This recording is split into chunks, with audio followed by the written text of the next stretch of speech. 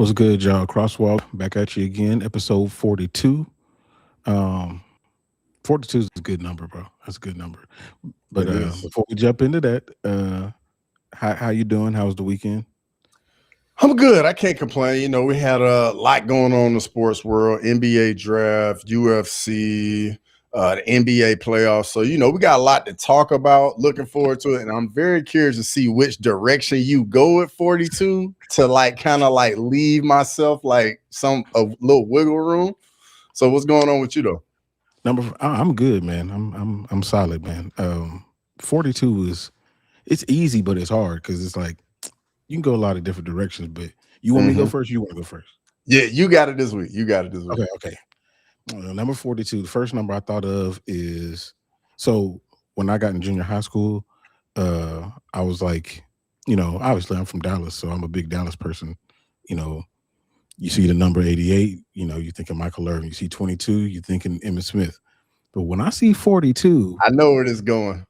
I'm thinking Ronnie Lott. That's Yep. exactly who I'm thinking. That is Yep. my favorite, one of my favorite safeties. I won't say my favorite because it'll change from day to day, but that's one of my favorite safeties of all time. Lost a finger during the game and kept playing. Like it makes it hard to not like the 49ers. So yeah, 42, Ronnie Lott for sure. So I was a big Ronnie Lott fan too, man. Definitely like And you Ronnie play Lott. safety. You play safety. Exactly. So I mean, very much like Ronnie Lott. The big physical safeties, really just punish dudes. I was a big fan of Ronnie Lott, but I appreciate you, leaving me some baseball number 42s. I mean, So it's an easy one. obviously, I appreciate it. I appreciate it. I was wondering if you were gonna do it or not, but yeah, I think for me, I'm gonna go with Jackie Robinson, man. Broke the color barrier, trailblazed that path for so many other guys to come after him, and the guy had to go through a lot, deal with a lot, and just always thankful that MLB has a day where everybody in the league wears his number. But yeah, shout out to Jackie Robinson. But I will say this though, I also speak on probably the greatest closer ever, Mariano Rivera, number 42. Yeah. No, that's a good one. That's a really good one. And I almost went Jackie Robinson. Obviously, Jackie Robinson Day is my birthday. So like that's I can't forget that. But yeah, Ronnie Lott is Ronnie Lott, man. I mean, that's one of them dudes. Um, when it comes to baseball, obviously you play baseball professionally and all that. How much memorabilia do you have? I'm gonna be honest. I don't have that much. Really, for me, it was more so like the camaraderie with people, the Yeah. relationships, all that. I have like my grandparents have like a bunch of my stuff when I played. To me, it's Mhm. like just stuff. But I know Yeah. people all on the internet like making money off stuff like that and everything. But yeah, for me, it was just more so. I feel like with before social media era, it was more so about like being in the moment, interacting with people. It wasn't really about taking a picture and all that. Yeah. So little different bargain.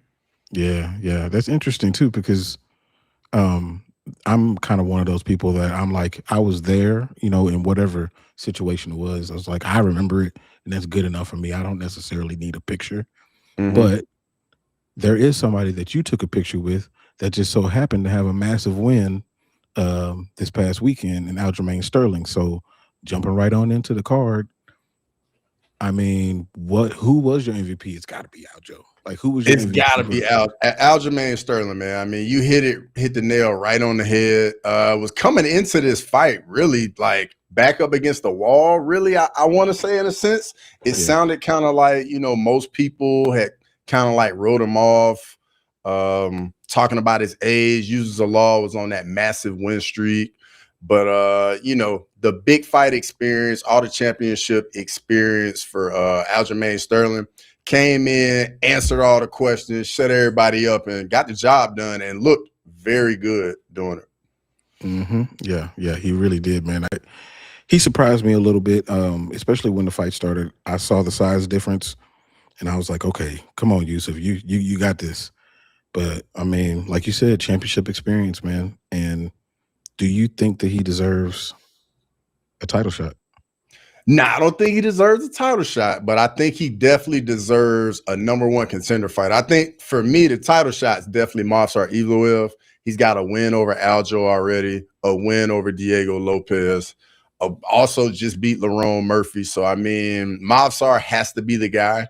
But hey, Aljamain is right there. If the UFC doesn't want to make the fight with Movsar, I'm sure Aljamain Sterling will be throwing his hand up saying, yes, I can definitely make the fight. But not quite yet. I think he's one fight away. Yeah. Shout out to City Life Project, man. Appreciate you jumping in here, bro. He Always said, shout out to City Life. yeah, he said Aljo and Davy Grant were equally the highlights for him. Which, I mean, Davy Grant, bro, like 40 years old and basically taught that dude how you're supposed to win a fight. Yep. I mean, that's what it was. He came in like a professional, and he did his job. So that's a definite honorable mention in the realm of MVP of the card. Who do you have as the loser of the card? The biggest loser on the card for me was Norma Dumont. Like very close fight, very competitive fight. She definitely has a gripe on. She definitely is within her rights to think she won the fight. I think on verdict they had it 29-28 for Norma. But honestly, the fight was so close, it could have went either way. And you could see her. The video is just all over Twitter, like her smiling before they read out who won, and then she's just in complete shock afterwards. But it's like, no, the fight was close. Like, yeah, you may have felt as though at times you were leading the dance, this and that. But when you go to the judges, you just got to live with the way they see it. Yeah. I totally agree with that. I was surprised that she even took the fight, to be honest, considering that she's fighting back eight spots. But I mean, Jocelyn Edwards did just enough to get the job done, and she was in there playing with house money anyway. She loses, she stays right where she's at. So yeah, I mean, now she's one fight away from fighting for a belt in that horrific division. But I mean, it is what it is. I mean, hey, no lies told, bro. No lies. I mean, you got to win. Oh, I didn't even give my MVP. My MVP of the night, I'm going Rafa Garcia. I think he showed up in a very big moment and he dominated Alexander Hernandez. So that's going to parlay him into some really big fights in the division. And lightweight, I mean, it's a Shark Tank. Even if you're fighting outside the division, you're still going to get a pretty solid fight. So that was my winner. So whose stock went up the farthest for you? So I'm gonna get away from Aljo here, and I think somebody whose stock went up just because I've been seeing the clip all over the place. Ryan Spann at heavyweight, shallow division, not a lot going on, with and a lot of the same guys we've seen for a while up at heavyweight. You get a brutal finish like that, everybody's gonna be sending out the clip everywhere. And at heavyweight, honestly, you literally just like a couple wins away from being in the title picture. Yep, 100%. Stock up for me, I'm actually going to say Michelle Montague, getting a win over a ranked fighter, again in a shallow division. That would put her, in or around where Jocelyn Edwards just was. So if what Jocelyn just did is a blueprint, then Michelle can get a pretty big fight and be in the mix too. So I give her stock up for me on that one. I can do it. Yep. So who do you got for stock down? Stock down. Yusuf Zalal. Like came in, very big opportunity, get a big time win. He was on that massive win streak. And it kind of was just like the moment was a bit too much for him. Maybe like the 5, because it looked like he was starting to slow down a little bit in round 5. But I think this is going to be a good learning experience for him. Brother's definitely going to learn from it, come back, get better. As we've seen earlier in his career when he got booted from the UFC, worked his way back. I think it's going to end up being a good thing for his career going forward. But on the night, Yusuf Zalal.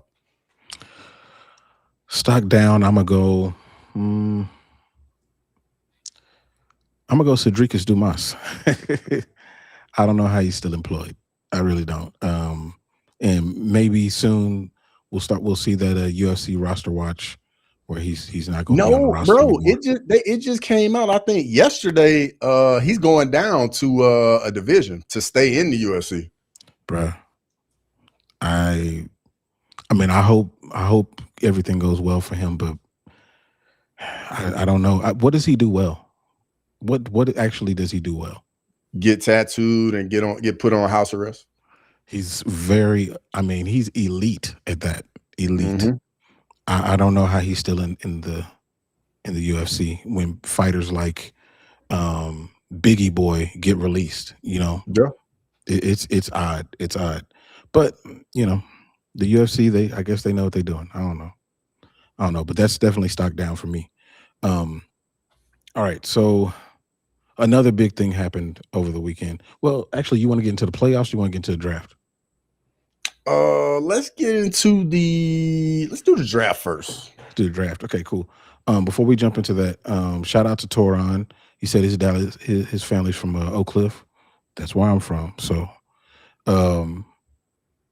Diana Pena, is she familiar to you? I mean, I know you got a lot of groupies and stuff, so I don't really know. Wow. We ain't got to go there, dog. Oh, man. What's going on, Diana?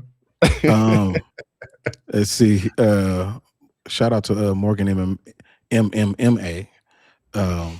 He called the Aljo Lerone fight. You mentioned that on your stream the other day, too. Mm-hmm. Yeah. Yeah, I mean, it makes sense, you know? It definitely makes sense. It does. Or I got another name for you. The buddy from the Fight Nerds, the featherweight. Oh, Silva? Oh God. Silva, yes. That's another good one too. Oh, you really don't like Aljo. Bro, I'm just saying. We trying to see the best versus the best, right? We are. You're right. Oh man, that would be terrible. Like, think about the winner of that definitely earns a title shot. Yeah, 100% they do. 100%. All right, so the NFL draft. How much of the draft did you watch? Definitely watched the first round. Watched a little bit of day 2, and then from that point on, it was more so like just reading about it for real. Yeah. He said, "Do I want Sterling to die?" Bruh, I'm telling you, dog. If he connect on anything, if Sean O'Malley was able to put him out, ain't no telling what Silva would do to him. But who knows, man? Hey, iron sharp as iron. We got to find out one way or another. Yeah, that's true. That's true. Ugh. All right, so coming out of the draft, especially that first round, what teams stood out to you? So in the first round, the teams I really liked, I matter of fact, I'm not even going to do first round. I'll just do like draft overall. Mm-hmm. For me, there's a couple of teams really stood out for me. One, I like what the Browns did. Yeah, they went offensive line and receiver. Love both of those. Defense, they already have like a solid defense, defense player of the year over there. They need help on the offensive side of the ball. Offensive line was a big need for them. They hit that. And then they got, Shedeur, whoever's the quarterback in Cleveland, got them some weapons on the outside. I definitely like what the Browns did for sure. Also, somebody else I liked in the draft was I like what Philly did as well. They snuck in, got Mekhi Lemon right before Pittsburgh, and it's all over the news now saying that that's who Pittsburgh wanted. Got another big time receiver to go with that, to fill in for AJ Brown, really. And then on the end of the draft, tail end, they drafted the developmental guy out of Africa, like 6'4", 307 pounds, ran like a 4.6. Yeah, I was so upset. Just throw him at a defensive tackle, and he got to learn from Jordan Davis, and I can't even think of the other guy that went to Georgia that's with the Eagles. But bro, Fareed, dude was created in a lab, bro. Yeah, and plus they got Eli Sowers, the tight end. That tight end. Which remember I said that last week. I was like, that dude's that sneaky good guy, man. whoever gets him is going to be, really happy with the pick. I will tell you. Let me ask you this quiz: what division is the division that every team has won a Super?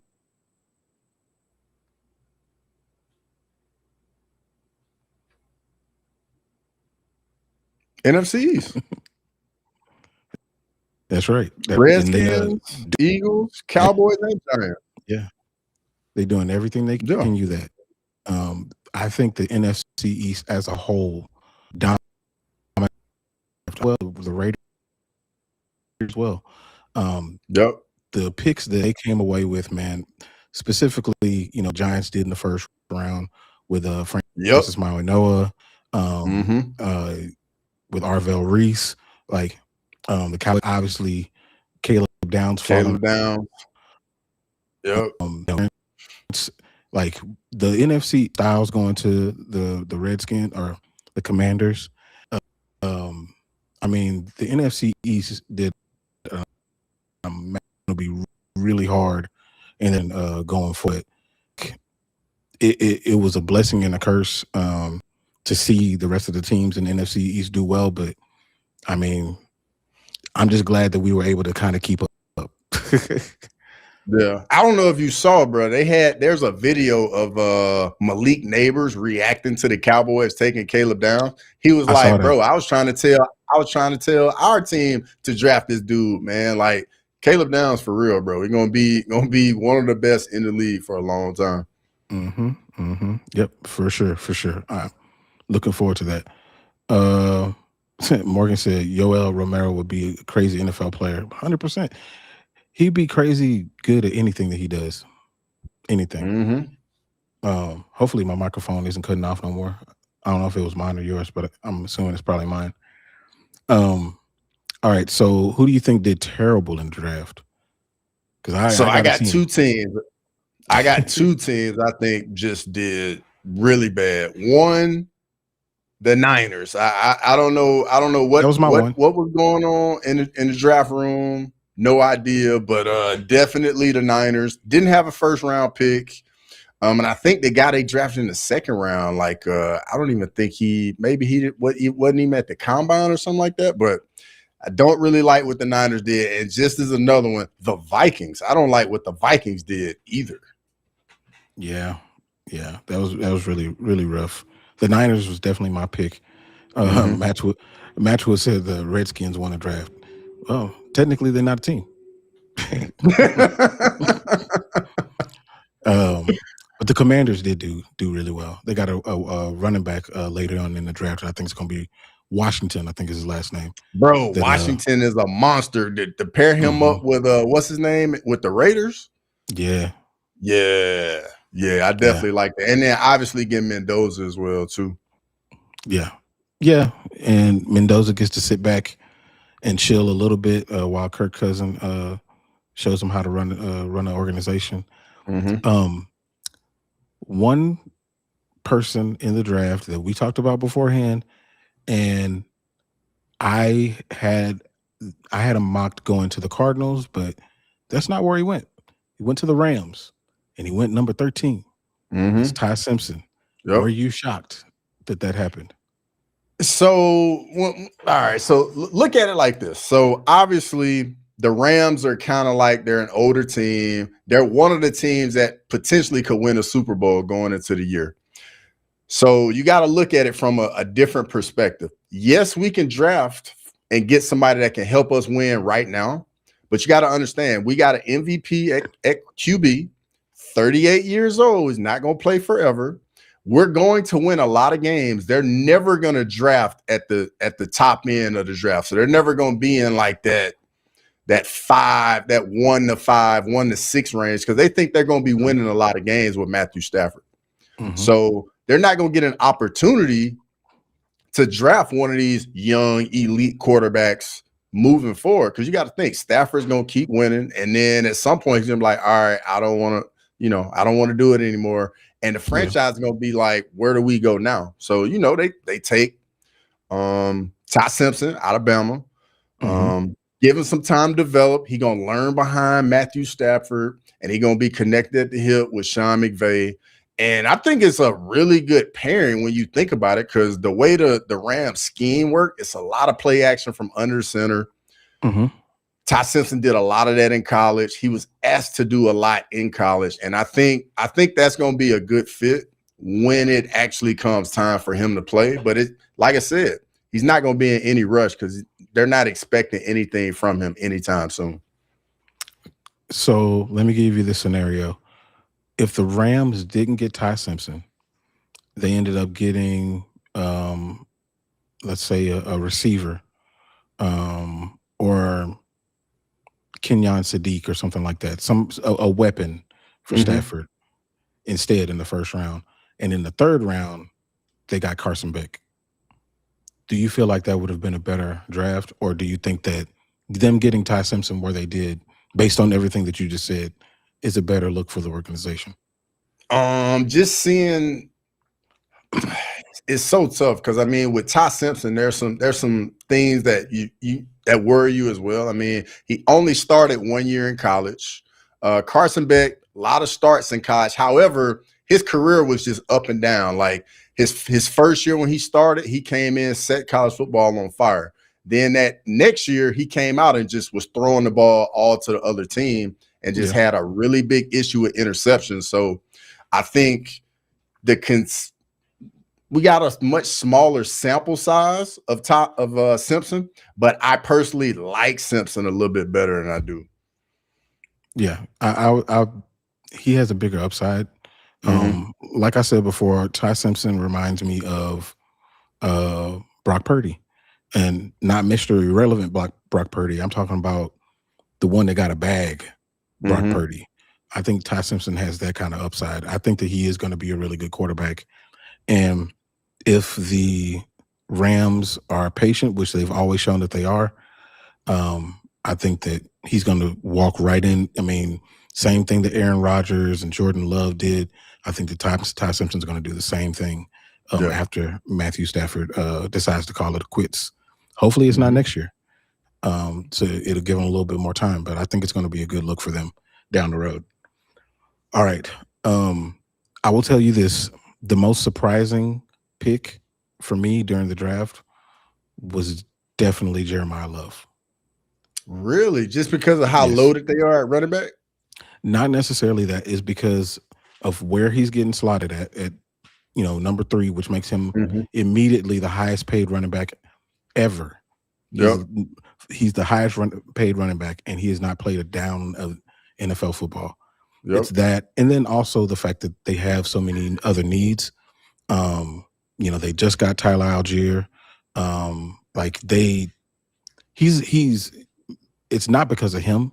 It's because of the running back position and all the other needs. It's not saying that he doesn't deserve to be up there, because I do think that he's, if not the 1-2, 1B, top talent in the draft. But it's just the value of the position. So if it were me, I would have probably tried to get him later on in the draft. Yeah, to me, it was kind of a head scratcher when you just think about how deep they are at the position. I mean, Connor comes back from injury. They got the running back out of Florida State a few years ago, and now you just pair him up with Love. And like you said, he's going to be the highest paid running back in the league now. It's going to leave some more holes, but I mean, they're probably going to be at the top of the draft again next year. Yeah. I mean, it might be in their best interest to be at the top of the draft again. To get one of these quarterbacks. A lot of good quarterbacks coming out next year. Yeah, that's true. Let's see. Did we leave anything out there on this one? I think we went through the draft really well. Anything else you want to bring up? I also like how the draft was faster. I do like that. So shout out to the NFL. Time. Yeah, I like that a lot. Like these draft picks not taking all night. I'm a fan of that for sure. Yeah, that is true. That definitely helps. All right. So how much of the playoffs have you watched? Like what teams have stood out to you so far?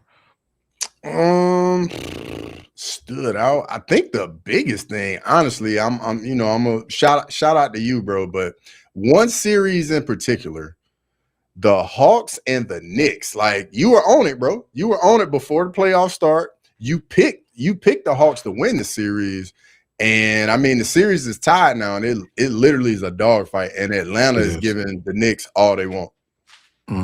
Yeah, I figured it was going to go like this because, like I said, the Knicks, they play down to their competition, and the Knicks should be running away with this series. And you can see it in the games that they win. You can see how dominant they are. I mean, what Cat got a triple double? Cat don't even normally do that, but they have all this talent on their team. But for whatever reason, they tend to play down to their competition. And I knew that if CJ's a dog, man, he learned it from Damian. Like, he's a dog, and so he's going to get his guys going.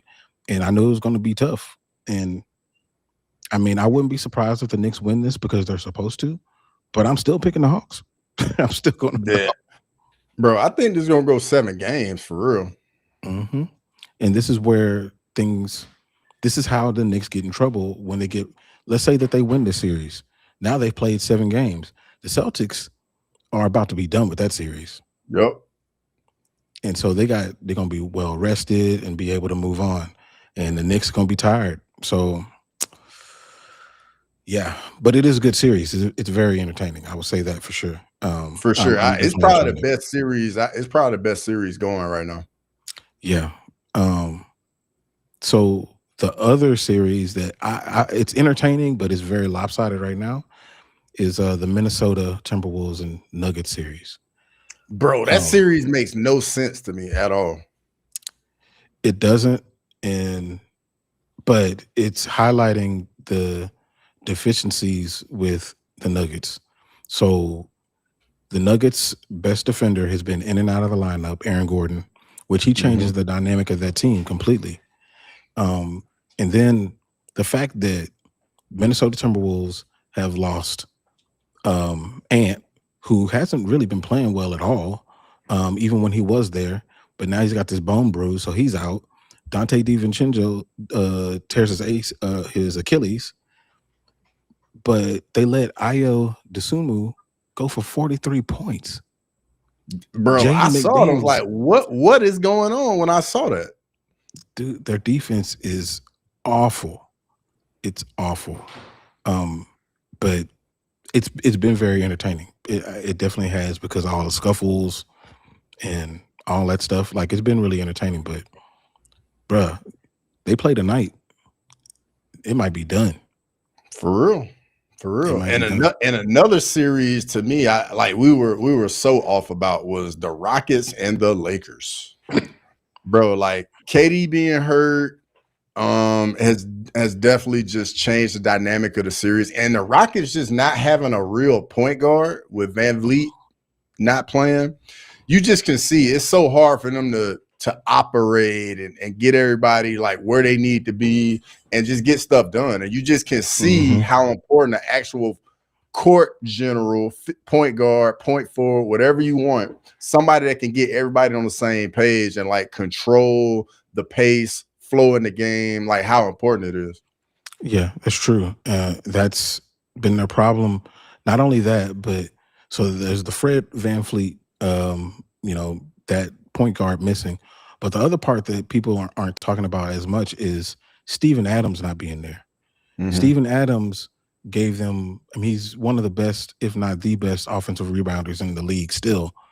And so giving them those second chance points, being a big body to keep other bigs off the glass, like those two major pieces missing has changed the dynamic of that team completely. So now, because they don't have as much shooting as they need, they don't have a primary ball handler, they do have a lot of defenders, they just gonna have to run. And that's how they won the game last night. They just gonna have to run. And Morgan brought up, wouldn't it be funny if the Rockets end up winning the series? They're not going to. Nah. Like you just can look at the body language when they go in huddles. It's like there's just no belief, and like they pretty much are just here. And unfortunately, man, that just rubs off on your entire team. I've heard rumors that KD has played his last game in Houston. What? That's what I've heard. He gonna ask for a trade or just or I what? don't Like, know. I mean, I don't know his deal, so I don't know if if like anything like that. But that'd be wild, man. 1 year he wants out. It's like I think he signed a 3-year deal. Like contractually, he's supposed to still be there. I don't think that he wants to do that. Just because, we've all been watching his career, and KD is one of my favorite players of all time. But we've been watching his career, and we've watched the situations that he's had at the end of his tenure in different places. And so him asking out, that would damage his career. And he asked out to go where? Like Exactly. where you want to go that you haven't already been? Exactly. I don't know where he could go, honestly. And Morgan just said fit he in tapped out seamlessly. mentally. Yeah, Morgan said that KD tapped out mentally. I mean, I think he is injured, and I think that that's where his frustration is. He wants to play, and he's being held out by the doctors. So I think that's where his real frustration is. I don't think that that's the case, but that's the rumor that's flying around. That would be wild if that were to happen, though.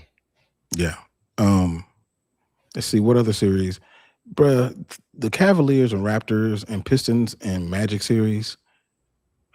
Those are really hard to watch. Yes.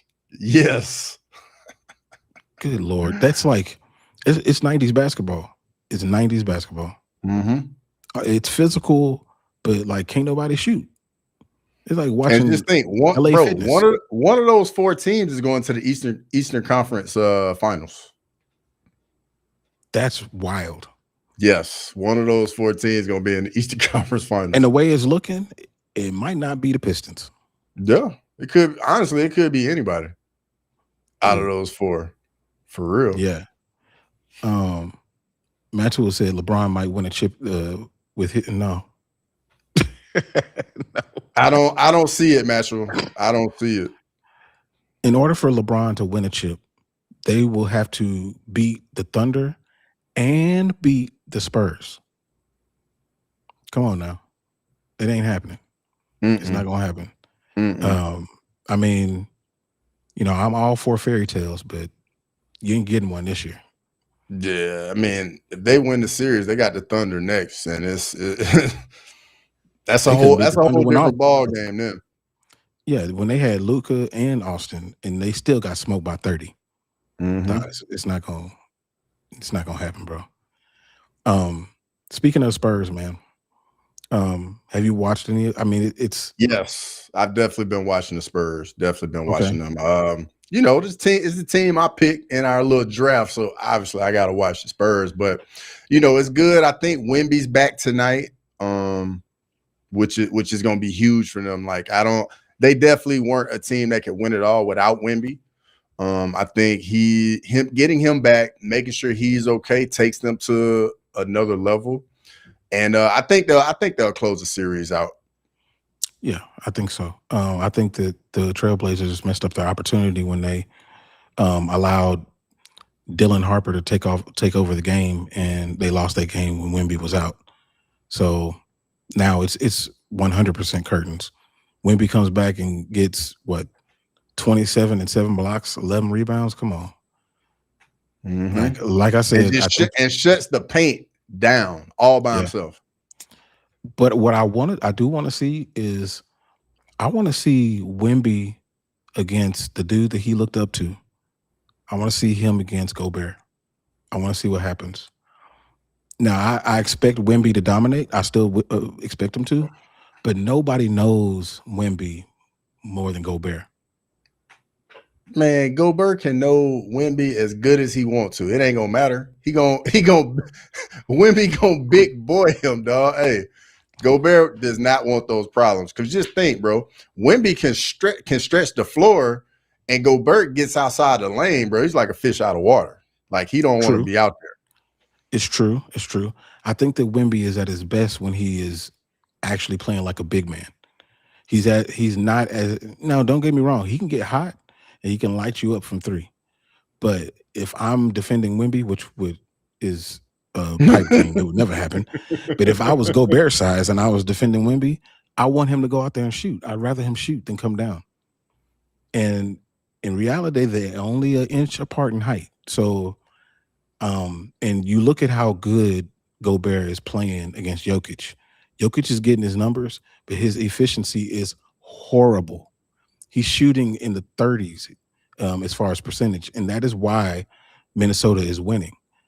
I want to see how a 4-time Defensive Player of the Year, future Hall of Famer, defends this young phenom. I'm not expecting him to dominate him by any means, but I just want to see what he does. Barbecue I think chicken. that's what we're gonna get. Barbecue chicken. That's what it's gonna be. It very well could be. It very well could be. Man, let me get to this wild comment that Matchell would put up here. He said, "Oh LeBron, by going to the Wizards, yeah. LeBron wins a chip this year. His contract is up with the Lakers. LeBron to the Wizards with Sar and Trae Young and D'Lo. Wizards win championship next year. You want to take that, or you want me to take that? Nah, that's all you, dog. That's all you. First of all, I know you from Washington, from DC. Clearly, the Wizards are not a destination to go there. But secondly, first of all, D'Lo was here at Mavericks and he got washed. We traded him as a throw-in. Trae Young got traded from the Atlanta Hawks and they got better. And Sar been there the whole time. And he was the primary defender when Bam scored 83.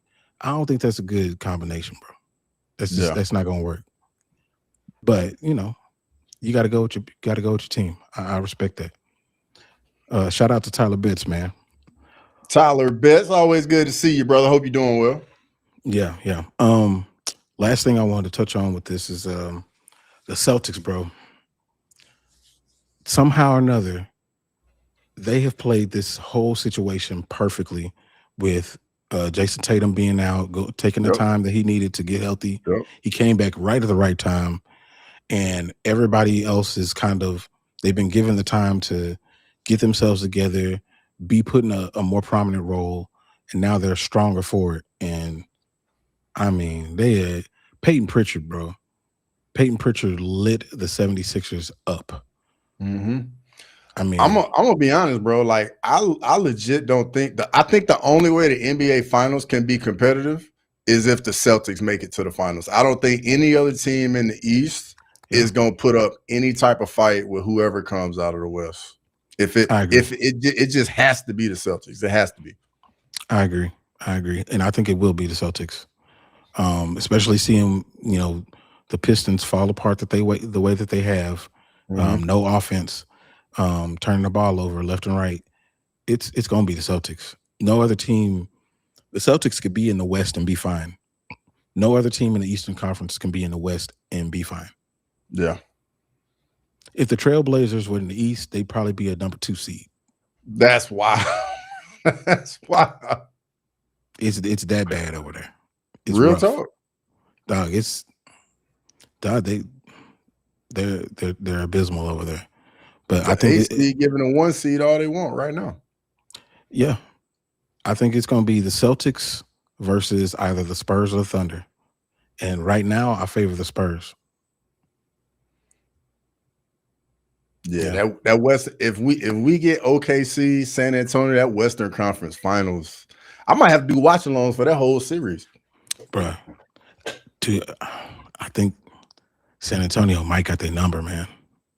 It's just a bad matchup. Yeah.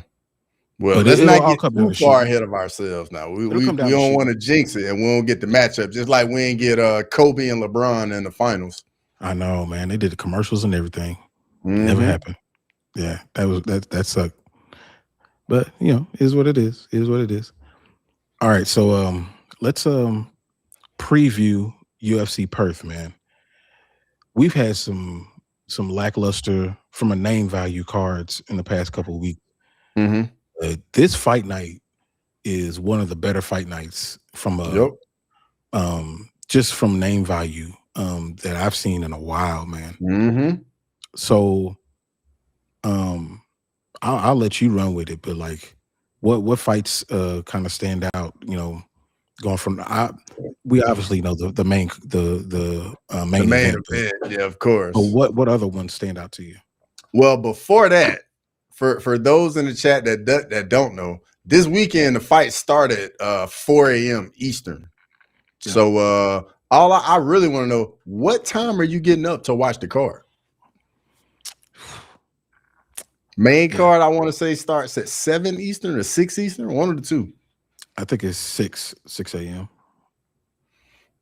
Oh, no, 7. You're right. 7. So when are you starting to watch the card is the real question.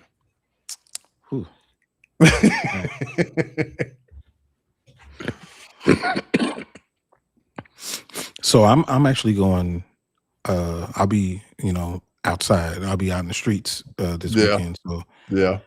So I'm gonna be asleep for the majority of this.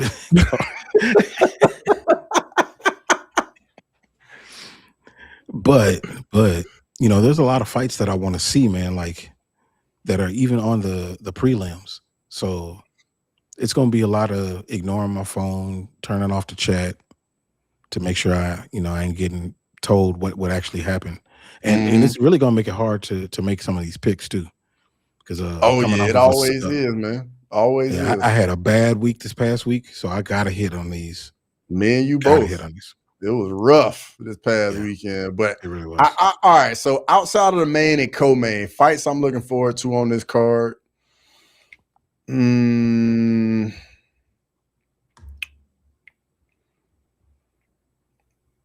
gonna go a little off the radar. I think we're gonna get a grappler's delight with Jacob Malkoun against Meerschaert. Both guys, big time grapplers. They do it a little differently. Meerschaert's more of a sub guy. Malkoun is more so like control, mixing the ground and pound, but just seeing which style can really come out on top in that matchup. I mean, we got Shamil Gaziev, the GOAT, on the card going up against Brandon Pearchich. Brandon Pearchich got another opportunity. He gets a brutal finish right here, bro. He's ranked, and I think that'll be like his second, third win in the UFC. Yeah, it'll be his third win in the UFC, and he'll already be ranked. So that's gonna be a good heavyweight scrap to look forward to. But it's gonna be a good card. We'll see what time I start watching the card too, though. We'll see.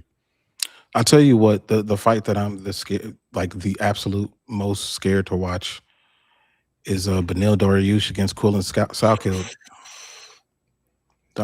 Bro. It feels almost like when we were watching Tony Ferguson. Like he go into a fight and you'd be like, oh man, not again. And I mean, are you expecting anything different to happen to him in this fight? No, I'm expecting what everybody's expecting to happen. I know he just beat Moicano not too long ago at UFC 317, but man, Quillen Salkild's been on a roll, man. Coming off 2 first-round finishes. It's gonna be a tough one. Yeah. That's I don't know, man. I hope if he loses, it's by decision. Quillen just grapples him. Nah, bro, that chin is gone, dog. That chin is gone. Soon as he gets hit clean one time, it's a wrap, dog. Yeah, it is. It is. The Tim Elliott against Steve Erceg fight's gonna be entertaining too. Just because of the oddness of Tim Elliott, the way that he moves, and then Steve Erceg, he's been up and down for sure. Especially since fighting for the belt or whatnot, but he's still a really good fighter. So I think that's going to be an excellent fight, fighting back at home. So I think it's going to be really good. The main event, though, what are your thoughts going into this? First off, bro, I'm so excited for this main event, man. This going to be violence, and it's going to be entertaining. Jack Della Maddalena, his first fight back off of losing the belt to Islam Makhachev. Carlos Prates trying to figure out a way to get himself a title shot. Coming off 2 brutal stoppages, Leon Edwards and Jeff Neal knocked both of them out cold. So this is gonna be violence. We get that beautiful boxing with JDM. We get the Muay Thai with Carlos Prates. I think this fight's going to come down to who can dictate the range of the fight. Is it going to be a kickboxing range where Prates can use the Muay Thai, the teeps, all the kicks, or is JDM going to be able to get inside and use that boxing? So we saw JDM in his last fight, man. His leg kick defense, atrocious. Like Islam Makhachev was eating him up with low kicks. Hopefully he can defend some. And I think Prates is at least gonna have to see if like he's gotten better at that, because like he just could not move in that fight. And if he can't move against Prates, he's just gonna be looking to get hit. Yeah, man. I definitely favor Prates specifically because of the range that you mentioned. I think that he has more weapons from a further away range, and I don't think that he's going to let Jack get to where Jack is good. I think it's going to be a knockout one way or the other, though. I think if Jack catches him, I mean, he can knock him out. It's not a question. He can. I just don't think Carlos is going to allow it. And the good thing about it is, for both men, honestly, they're not going to this unscathed. They've both tasted defeat. They know what it means to have to try to bounce back. So this is going to, at least on paper, it's one of the best fights that we've seen so far this year, as far as like being scheduled. So for sure. And then something else, we didn't touch on, at least I didn't touch on it. Like talking about the range. Well, obviously, you know, at kickboxing range is Prates, boxing range is JDM. In the clinch is Prates too. Elbows, knees, he uses all of it in a clinch. So I'm actually curious to see who's going to lead the dance, like who's going to be on the front foot, who's going to control the center of the octagon, because neither guy really backs up. That's true. And Prates got a 5-inch reach advantage. I mean, this going to be violence. It's going to be violence first thing in the morning. So who do you think is the better grappler out of them two? I hope we never have to find out. I'm gonna be honest. Let's not find out. Like, let's just find out who's a better striker, and go from there. Like, I'm not trying to see any grappling in this. I want to see stand up. Yeah, I mean, I think the closest we get to grappling is clinch. I think that's it. Hopefully, I don't think that there's going to be any grappling. But if there is, we ain't trying to watch that in this matchup. If there is, I think it'll be Carlos Prates doing some grappling to throw JDM off. But I don't think that we get to see any of that, man. I think that by the third round, like, somebody's going to be out. Yeah, I agree. They're both just too violent.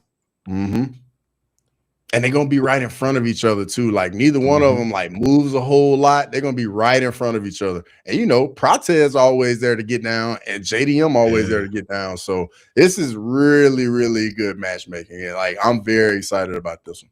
Yeah, I'm curious what y'all think in the chat, man. Who y'all think is gonna win? I see Tyler Betts said Prates. But Prates by what though? Like, how do you think Prates wins it? What's up, Kenny Fister? But I mean, I'm picking Prates too. Yeah, bro. It's gonna be a phenomenal. It's gonna be a treat. Like, this one's definitely gonna be a treat for sure. If they made, let's say that the UFC was like, man, we need another pay-per-view, another numbered card, and they made this a numbered card, and they put the BMF title for welterweight up for this, would you be mad at that? Not at all. I would have no problem with it. Now the bottom of the card is gonna have to be, you know, boosted a little bit, but bro, this could definitely main event whatever you want, bro. This is violence personified right here. Matthew says Prates KO round 4. Okay, this is making me nervous. When everybody's going one way, it makes me very nervous. Yeah. I mean, we both can admit JDM can definitely win this fight. 100% JDM can win this fight. And I mean, he's already fought a long rangey striker, and Randy Brown got him out of there in like the first round. So I mean, you know, just like, you know, Matcha was looking how we're looking at it, Prates just got more tools. And I mean, that's bro, I think it's gonna be competitive. And I also think the the Ian Gary loss for Carlos Prates, I think, is really going to help him. I think he experienced what it's like when Ian Gary kept kicking him with the high kicks and he was just blocking it, and it took away a lot of his punching power, and he wasn't really able to throw the shots he wants to. Maybe Prates can take that and do a little bit of JDM. If JDM is blocking kicks, those punches going to lose some steam a lot sooner. I mean, hey. Yeah, that's true. Because, I mean, he blocked the kick. It's not like he's going to turn it into a takedown. He's not taking you down. Yeah, there's no threat at all. Yeah. Shout out to Grimy as usual. Yeah, we did. We did. Yeah, we touched on the draft, Grimy. Yeah. But yeah, y'all got Blake Miller, Grimy, at Detroit. So that's good. The rest of your draft was trash though. But that was good. That was good. But no, I agree, man. That loss, and you could see it, you know, when we were there watching it, like you could see his demeanor even after accepting the loss. I think that Carlos remembers the 5th round and what he was doing in the 5th round, and the fact that he's like, you know what, nah, man, this dude is not better than me like that. I lost this fight. He did not win this fight. And I think that he's taking that into his future fights. And, you know, we've seen what he's done to people, you know, the dominance that he's shown. So I think that that's, yeah, okay, Match will say a step in knee puts JDM down. Oof. That would be interesting. And, bro, Prates KOs be so brutal, too. They do. They do. Grimy, before we get out of here, man, who do you got, JDM or Prates? Maxwell says JDM got to go through hell to close the distance. Facts. Giving up 5 inches in reach. So Prates is a BJJ black belt? But you know they give out black belts. You got a point. Who giving? Who giving black belt? Who giving? Black belt? Who giving? Yeah, shoot. Poeton a black belt.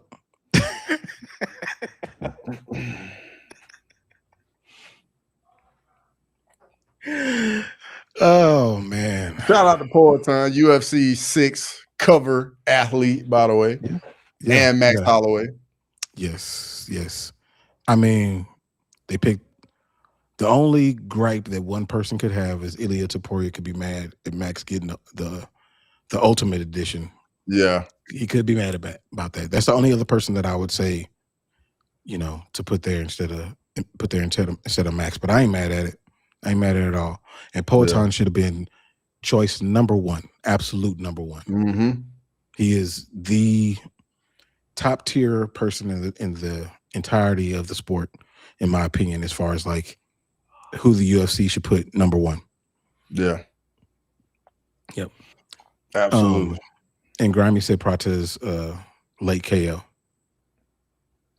I don't know if it'll be late. Yeah, bro. I'm kind of with you. I don't see this going past 3 rounds. Because both guys are forward fighters, bro. Like these dudes gonna engage, they're gonna exchange, and somebody gonna get hurt bad. Yeah. Yep. 100%. JDM's a submission threat. I don't think we're gonna see any of that. Yeah, I don't think we're gonna see any of that either. No. I mean, Prates got more subs. Yeah, and I've seen with JDM, I've seen his training with Craig Jones and everything. But that's training. Yeah. So we shall see. But I'm looking forward to it for sure. Maybe I'll wake up. I don't think so though. I don't think so. I'm gonna try to do a watch along for the main card at like 6 a.m. You're a brave soul, man. You know I got the volleyball game after that too. Nah. Yeah, I kind of look at it like, you know, knock it out early in the morning, and then I got the rest of the day to do whatever, you know? That's true. That's true. That's true. All right. If y'all haven't done so already, make sure y'all like the stream on whichever stream that you're on. Make sure y'all go and follow both channels if y'all haven't done so already. But, Useless, you came in right at the end, bro. Right at the end. Matt, JDM is the Tony Allen. Anywho, man, Black people can't get up that early. That's so messed up, Grammy. That's so messed up, dog. We ain't late to everything, dog. Dang. We only late to stuff that we don't want to go to. West Steve, what's going on? Good to see you as always, brother. Oh man. Y'all jumped in at the tail end, man. Y'all should have been in here early. Anywho, man, we'll holler at y'all boys. We'll be back on here. Cross is probably gonna stream later this week, and we'll be back on here Monday to talk about everything that just happened in the sports world. So we will holler at y'all boys. Peace. Thanks for watching Crosswalk. Come back next Monday to chop it up. So please,